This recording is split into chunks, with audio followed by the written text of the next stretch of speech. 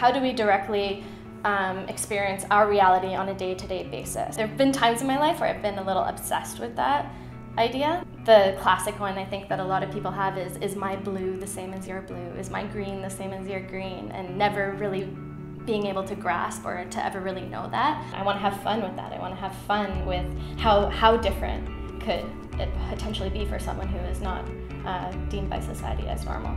I'm really excited to play with the intricacies of that and the subtleties of how it could be just a little bit different, and then push it and push it and push it and crescendo through the end of the film so that we're in a completely different world. That visually excites me, to be able to kind of break out of the classical cinematic style and go into first-person POV and just make it like a fun house.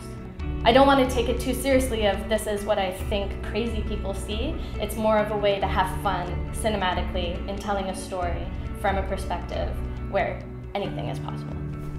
I'm very excited to be directing the short film Satisfaction. My inspiration for a lot of the aesthetic of the film came from when I was in New York and I was in a gallery of Bobby Heineken's work.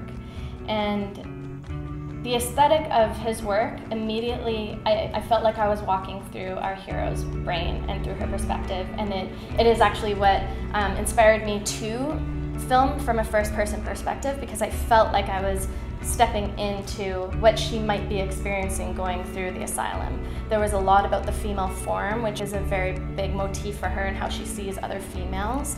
And it was the jumbled female form, the sexual female form, the asexual female form. It's really hard to pinpoint it, but it was one of those light bulb moments where I was just like, I want to create something that looks and feels like this and gives this feeling that this is giving me right now. It's been very exciting talking to my writer Dana, fleshing out the story, talking to my production designers, talking to my DP Julian Peter about how we can really create this look, how we can exaggerate maybe this world that our hero exists in, that from the outside eye we would never be able to experience directly. The biggest technical challenge that I'm anticipating is mainly dressing the two perspectives. How are we going to light that? How are we going to accessorize that? How are we going to communicate those two separate perspectives